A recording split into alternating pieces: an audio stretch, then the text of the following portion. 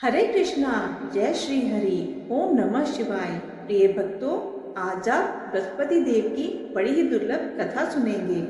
यह कथा सुनने मात्र से बृहस्पति देव अपने भक्तों की सभी मनोकामनाएं पूर्ण करते हैं। तो आइए बड़ी ही श्रद्धा और प्रसन्नचित्त मन से इस कथा को सुनते हैं। भारतवर्ष में एक प्रतापी और दानी राजा राज्य करता था। वह नित्य गरीबों और ब्राह्मणों की सहायता करता था। यह बात उसकी रानी को अच्छी नहीं लगती थी। वह ना तो गरीबों को दान देती, ना ही भगवान का पूजन किया करती थी और राजा को भी दान देने से मना किया करती थी।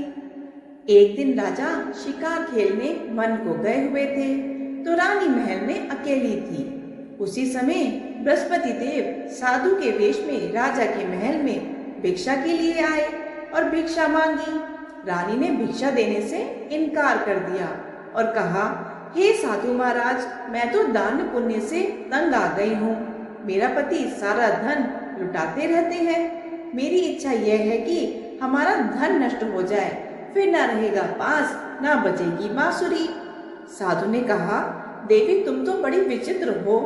धन संतान तो सभी चाहते हैं, पुत्र और लक्ष्मी तो पापी के घर में भी होनी चाहिए। यदि तुम्हारे पास अधिक धन है तो भूखों को भोजन दो, प्यासों के लिए प्याऊ बनवाओ, मुसाफिरों के लिए धर्मशालाएं खुलवाओ। जो निर्धन अपनी कुंवारी कन्याओं का विवाह नहीं कर सकते हैं तो उनका विवाह करा दो। ऐसे कई काम हैं जिसे करने से तुम्हारा यश लोक परलोक में फैलेगा। परंतु रानी पर उपदेश का कोई प्रभाव ना पड़ा। वह बोली, महाराज आप मुझे कुछ ना समझाएं। मैं ऐसा धन नहीं चाहती जो हर जगह बांटती फिरूं। साधु ने उत्तर दिया, यदि तुम्हारी ऐसी इच्छा है तो तथास्तु। तुम ऐसा करना कि बृहस्पतिवार को घर लीपकर पीली मिट्टी से अपना सिर धोकर स्नान करना, भट्टी चढ़ाकर कपड़े धोना। ऐसा करने से तुम्हारा सारा धन नष्ट हो जाएगा। इतना कहकर वह साधु महाराज तो वहां से अलोप हो गए। अब साधु के अनुसार कही हुई बातों को पूरा करते हुए रानी को केवल 3 बृहस्पतिवार ही बीते थे कि उसका समस्त धन संपत्ति नष्ट हो गई। भोजन के लिए राजा का परिवार तरसने लगा।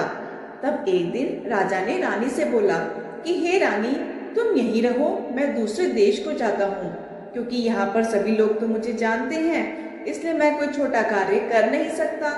ऐसा कहकर राजा परदेश चला गया। वहां मैं जंगल में लकड़ी काट कर लाता और शहर में बेचता। इस तरह वह अपना जीवन व्यतीत करने लगा। इधर राजा के परदेश जाते ही रानी और दासी दुखी रहने लगे। जब एक बार रानी और दासी को 7 दिन तक बिना भोजन के रहना पड़ा, तो रानी ने अपनी दासी से कहा, हे दासी, पास के ही नगर में मेरी बहन रहती है, वह बड़ी धनवान है, तो उसके पास जा और कुछ ले आ, ताकि थोड़ी बहुत गुजर बसर हो जाए। दासी रानी की बहन के पास गई। उस दिन गुरुवार था और रानी की बहन उस समय बृहस्पतिवार व्रत की कथा सुन रही थी। दासी ने रानी की बहन को अपनी रानी का संदेश दिया, लेकिन रानी की बड़ी बहन ने कोई उत्तर नहीं दिया। जब दासी को रानी की बहन से कोई उत्तर नहीं मिला तो वह बहुत दुखी हुई और उसे क्रोध भी आया। दासी ने वापस आकर रानी को सारी बात बता दी। यह सुनकर रानी ने अपने भाग्यों को बहुत कोसा। उधर रानी की बहन ने सोचा कि मेरी बहन की दासी आई थी, परंतु मैं तो उससे बोली ही नहीं, इससे वह बहुत दुखी हुई होगी। कथा सुनकर और पूजन समाप्त करके वह अपनी बहन के घर आई और कहने लगी, हे बहन, मैं बृहस्पतिवार का व्रत कर रही थी। तुम्हारी दासी मेरे घर आई थी, परंतु जब तक कथा होती तब तक ना तो उठते हैं और ना ही बोलते हैं, इसलिए मैं नहीं बोली। कहो दासी, क्यों गई थी? रानी बोली, बहन तुमसे क्या छुपाऊं, हमारे घर में तो खाने तक को अनाज नहीं था। ऐसा कहते कहते रानी की आंखें भर आई। उसने दासी समेत पिछले 7 दिनों के भूखे रहने तक की सारी बात अपनी बहन को विस्तार पूर्वक सुना दी। प्रिय भक्तजनों, ऐसा सुनकर रानी की बहन बोली, देखो बहन, भगवान बृहस्पति देव सबकी मनोकामना को पूर्ण करते हैं। देखो शायद तुम्हारे घर में अनाज रखा हो। पहले तो रानी को विश्वास नहीं हुआ, पर बहन के आग्रह करने पर उसने अपनी दासी को अंदर भेजा तो उसे सचमुच अनाज से भरा एक घड़ा मिल गया।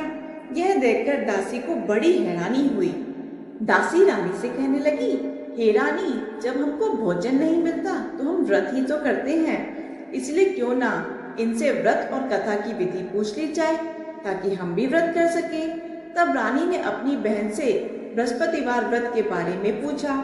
उसकी बहन ने बताया, बृहस्पतिवार के व्रत में चने की दाल और मुनक्का से विष्णु भगवान का केले की जड़ में पूजन करें तथा दीपक जलाएं, व्रत कथा सुने और पीला भोजन ही करें। इससे बृहस्पति देव प्रसन्न होते हैं। व्रत और पूजन विधि बताकर रानी की बहन अपने घर को लौट आई। 7 दिन बाद जब गुरुवार आया तो रानी और दासी ने व्रत रखा। गुड़साल में जाकर चना और गुड़ लेकर आई। फिर उसने केले की जड़ तथा विष्णु भगवान का पूजन किया। अब पीला भोजन कहाँ से आए? इस बात को लेकर दोनों बहुत दुखी थे, क्योंकि उन्होंने व्रत रखा था, इसलिए बृहस्पति देव उनसे प्रसन्न थे। प्रिय भक्तजनों, बृहस्पति देव सदैव अपने भक्तों के साथ रहते हैं, इसलिए वह एक साधारण व्यक्ति का रूप धारण कर 2 थालों में सुंदर पीला भोजन दासी को दे गए। भोजन पाकर दासी बहुत प्रसन्न हुई। फिर रानी के साथ मिलकर भोजन ग्रहण किया। अब तो वह उसके बाद से सभी गुरुवार को व्रत और पूजन करने लगी। बृहस्पति भगवान की कृपा से उनके पास फिर से धन संपत्ति आ गई, परंतु रानी फिर से पहले की तरह आलस्य करने लगी। तब दासी बोली, देखो रानी, तुम पहले भी इस प्रकार आलस्य करती थी। तुम्हें धन रखने में कष्ट होता था, इसी कारण सभी धन नष्ट हो गया, और अब जब भगवान बृहस्पति की कृपा से धन मिला है तो तुम्हें फिर से आलस्य होता है। रानी को समझाते हुए दासी कहती है कि बड़ी मुसीबतों के बाद हमने यह धन पाया है, इसलिए हमें दान पुण्य करना चाहिए, भूखे मनुष्यों को भोजन कराना चाहिए और धन को शुभ कार्यों में खर्च करना चाहिए, जिससे तुम्हारे कुल का यश बढ़ेगा, स्वर्ग की प्राप्ति होगी और पितृ प्रसन्न होंगे। दासी की बात मानकर रानी अपना धन शुभ कार्यों में खर्च करने लगी, जिससे पूरे नगर में उसका यश फैलने लगा। अब दूसरी तरफ एक दिन राजा दुखी होकर जंगल में एक पेड़ के नीचे आसन जमाकर बैठ गया। वह अपनी दशा को याद करके व्याकुल होने लगा। बृहस्पतिवार का दिन था। एकाएक उसने देखा कि निर्जन वन में एक साधु प्रकट हुए। वह साधु वेश में स्वयं बृहस्पति देवता थे। लक्कड़हारे के सामने आकर बोले, हे लक्कड़हारे, इस सुनसान जंगल में तो चिंतामग्न क्यों बैठा है? लक्कड़हारे ने दोनों हाथ जोड़कर प्रणाम किया और उत्तर दिया, महात्मा जी, आप सब कुछ जानते हो, मैं क्या कहूँ। यह कहकर रोने लगा और साधु को अपनी आत्मकथा सुनाई। महात्मा जी ने कहा, तुम्हारी स्त्री ने बृहस्पति के दिन बृहस्पति भगवान का निरादर किया है, जिसके कारण रुष्ट होकर उन्होंने तुम्हारी यह दशा कर दी है। अब तुम चिंता को दूर करके मेरे कहने पर चलो तो तुम्हारे सब कष्ट दूर हो जाएंगे और भगवान पहले से भी अधिक संपत्ति देंगे। तुम बृहस्पति के दिन कथा किया करो, 2 पैसे के चने मुनक्का लाकर उनका प्रसाद बनाओ और शुद्ध जल से लोटे में शक्कर मिलाकर अमृत तैयार करो। कथा के पश्चात अपने सारे परिवार और सुनने वाले प्रेमियों में अमृत व प्रसाद बांटकर आप भी ग्रहण करो। ऐसा करने से भगवान तुम्हारी सब मनोकामनाएं पूरी करेंगे। प्रिय भक्तजनों, साधु वेश में बृहस्पति देव के ऐसे वचन सुनकर लक्कड़हारा बोला, हे प्रभु, मुझे लकड़ी बेचकर इतना पैसा नहीं मिलता जिससे भोजन के उपरांत कुछ बचा सकूं। मैंने रात्रि में अपनी स्त्री को व्याकुल देखा है। मेरे पास कुछ भी नहीं जिससे मैं उसकी खबर मंगा सकूं। साधु ने कहा, हे लक्कड़हारे, तुम किसी बात की चिंता मत करो। बृहस्पतिवार के दिन तुम रोजाना की तरह लकड़ियां लेकर शहर में जाओ। तुमको रोज से दुगना धन प्राप्त होगा, जिससे तुम भली भांति भोजन कर लोगे तथा बृहस्पति देव की पूजा का सामान भी आ जाएगा। हे प्रिय भक्तजनों, इतना कहकर साधु वेश में बृहस्पति देव अंतर ध्यान हो गए।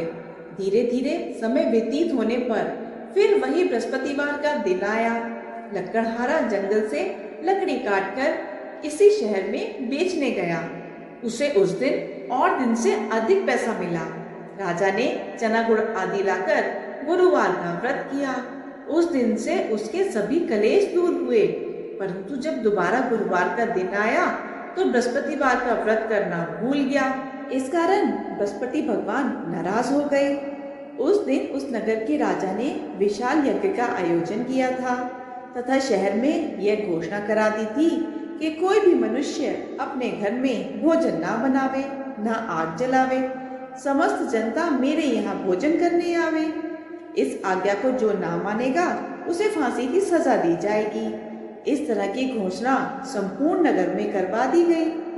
अब राजा की आज्ञानुसार शहर के सभी लोग भोजन करने गए, लेकिन लक्कड़हारा कुछ देर से पहुंचा, इसलिए राजा उसको अपने साथ घर लिवा ले आए और ले जाकर भोजन करा रहे थे तो रानी की दृष्टि उस खूंटी पर पड़ी जिस पर उसका हार लटका हुआ था। रानी का हार उस खूंटी पर दिखाई नहीं दिया। रानी ने निश्चय किया कि मेरा हार इस मनुष्य ने ही चुरा लिया है। उसी समय सिपाहियों को बुलाकर उसे कारागार में डलवा दिया। जब लक्कड़हारा कारागार में पड़ गया और बहुत दुखी होकर विचार करने लगा कि ना जाने कौन से पूर्व जन्म के कर्म से मुझे यह दुख प्राप्त हुआ है, और उसी साधु को याद करने लगा जो कि उसे जंगल में मिला था। उसी समय तत्काल बृहस्पति देव साधु के रूप में प्रकट हुए और उसकी दशा को देखकर कहने लगे, अरे मूर्ख, तूने बृहस्पति देव की कथा नहीं करी, इस कारण तुझे दुख प्राप्त हुआ है। अब चिंता मत कर, बृहस्पतिवार के दिन कारागार के दरवाजे पर 4 पैसे पड़े मिलेंगे। उनसे तू बृहस्पति देव की पूजा करना, तेरे सभी कष्ट दूर हो जाएंगे। अब बृहस्पतिवार के दिन उसे 4 पैसे पड़े मिले। लक्कड़हारे ने कथा करी। उसी रात्रि को बृहस्पति देव ने उस नगर के राजा को स्वप्न में कहा, हे राजा, तुमने जिस आदमी को कारागार में बंद किया है वह निर्दोष है, वह राजा है, उसे छोड़ देना। रानी का हाथ उसी खूंटी पर लटका है। अगर तू ऐसा नहीं करेगा तो मैं तेरे राज्य को नष्ट कर दूंगा। इस तरह रात्रि के स्वप्न को देखकर राजा प्रातःकाल उठा और खूंटी पर हाथ देखकर लक्कड़हारे को बुलाकर क्षमा मांगी तथा लक्कड़हारे को योग्य सुंदर वस्त्र आभूषण देकर विदा कर दिया। बृहस्पति देव की आज्ञा अनुसार लक्कड़हारा अपने नगर को चल दिया। अब जब राजा अपने नगर के निकट पहुंचा तो उसे बड़ा आश्चर्य हुआ। नगर में पहले से अधिक बाग, तालाब, कुएं तथा बहुत से धर्मशाला, मंदिर आदि बन गए थे। राजा ने पूछा, ये किसका बाग है और धर्मशाला है? तब नगर के सब लोग कहने लगे कि यह सब रानी और बांदी के हैं।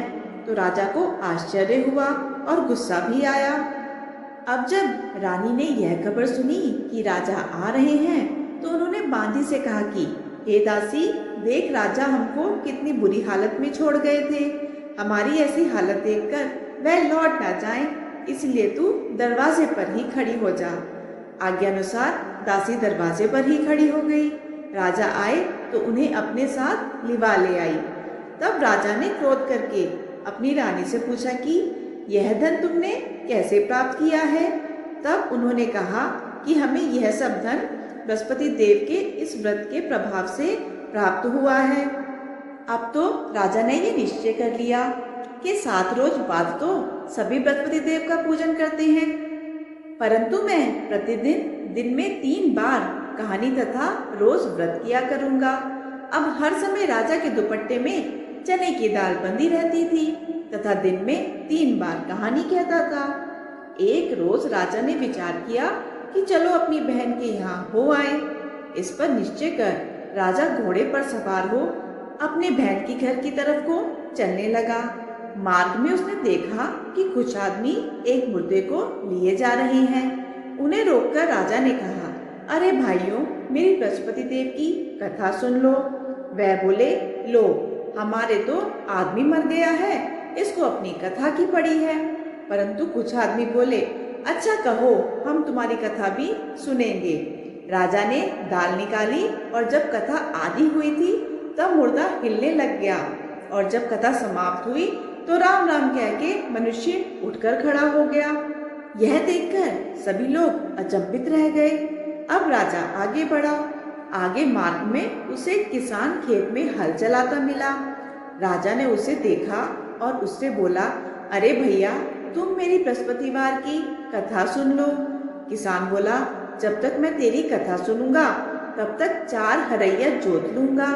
राजा अपनी कथा किसी और को सुनाना। इस तरह राजा आगे चलने लगा।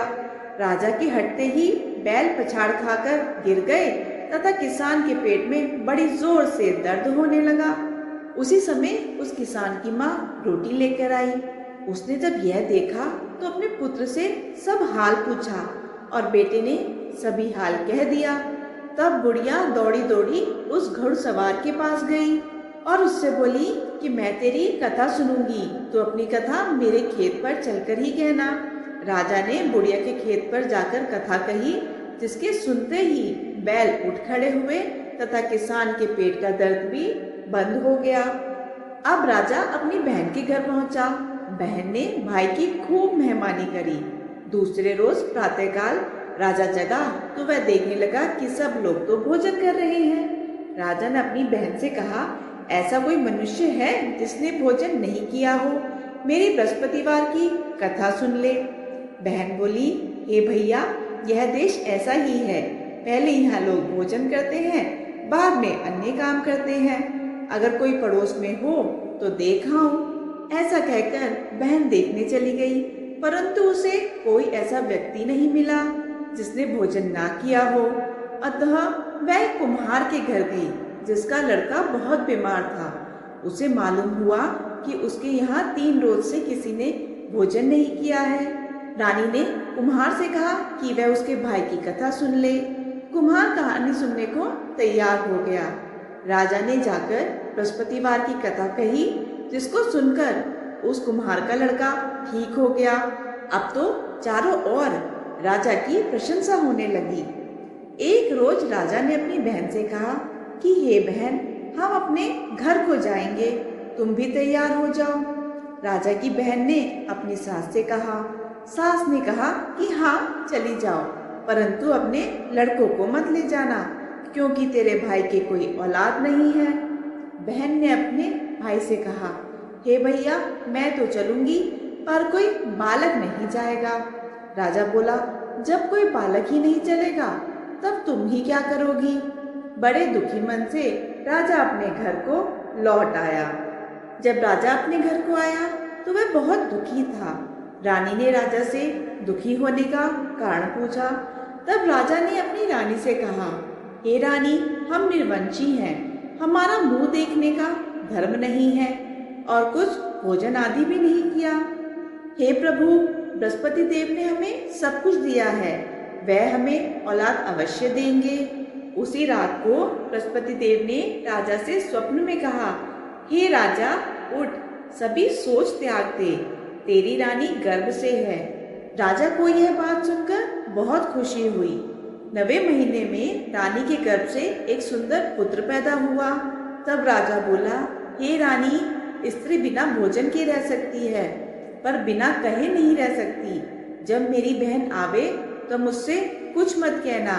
रानी ने सुनकर हाँ कर दिया। जब राजा की बहन ने यह शुभ समाचार सुना तो वह बहुत खुशी हुई तथा बधाई लेकर अपने भाई के घर आई। तभी रानी ने कहा, घोड़ा चढ़कर तो नहीं आई, गधा चढ़ी आई। राजा की बहन बोली, भाभी, मैं इस प्रकार न कहती तो तुम्हें औलाद कैसे मिलती?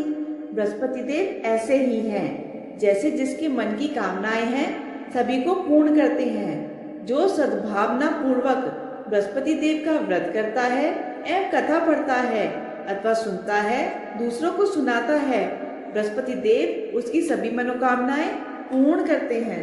बृहस्पति देव उनकी सदैव रक्षा करते हैं जो संसार में सद्भावना और सच्चे हृदय से बृहस्पति देव का पूजन करते हैं।